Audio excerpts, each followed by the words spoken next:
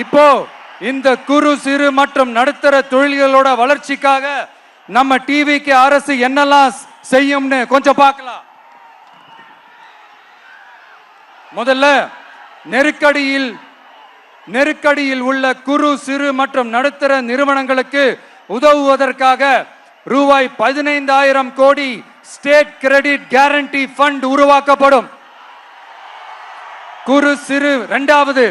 குறு சிறு மற்றும் நடுத்தர நிறுவனங்கள் மூடப்படுவதற்கான மிகப்பெரிய காரணங்களில் ஒன்று 400% மேல உயர்ந்துள்ள பீக் ஹவர்ஸ் மின் கட்டணம். இது குறிப்பாக ஜவுளி துறையில் உள்ள குறு சிறு மற்றும் நடுத்தர நிறுவனங்களை பாதித்துள்ளது. டிவிகே குறு சிறு மற்றும் நடுத்தர நிறுவனங்களுக்கான MSMEs இந்த பீக் ஹவர்ஸ் மின் கட்டணத்தை நமது டிவிகே அரசு நிறுத்தி வைக்கும். அடுத்தது விரிவான ஆய்வுக்கு பிறகே மின் கட்டணத்தை முறைப்படுத்தும். மேலும் குறு சிறு மற்றும் நடுத்தர நிறுவனங்கள் அடுத்து வரும் 5 ஆண்டுகளுக்கு 100% மின்சார வரி விலக்கை பெறும்.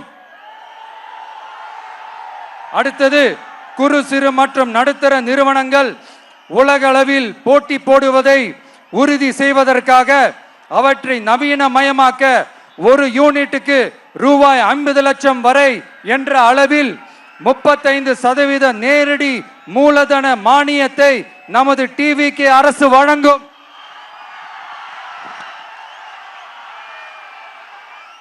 அடுத்து நம்ம எல்லாருக்கும் சோறு போடுற நம்ம தெய்வங்களான விவசாயிகளுக்கான அஜெண்டா கொஞ்சம் படிப்போமா? 5 ஏக்கருக்கு குறைவான நிலம் உள்ள விவசாயிகளுக்கு வேளாண் கூட்டுறவு சங்கங்களில் வாங்கிய பயிர்க்கடன் முழுமையாக தள்ளுபடி செய்யப்படும். 5 ஏக்கருக்கு மேல் உள்ள விவசாயிகளுக்கு 50% தள்ளுபடி செய்யப்படும். அடுத்தது குறைந்தபட்ச ஆதரவு விலைக்கு MSP சட்டப்பூர்வ உத்தரவாதம் வழங்கப்படும். நெல்லுக்கு ஒரு குவிண்டாலுக்கு 3,500 ரூபாயும் கரும்புக்கு டன் ஒன்றுக்கு 4,500 ரூபாயும் வழங்கப்படும். உழவர்களின் தோழன் திட்டத்தின்படி குத்தகை விவசாயிகள் மற்றும் விவசாய தொழிலாளர்களுக்கு ஒரு குடும்பத்திற்கு ஆண்டுக்கு ரூபாய் 10,000 ரூபாய் அவர்களின் நேரடி முதலீட்டு ஆதரவு தொகையாக வழங்கப்படும்.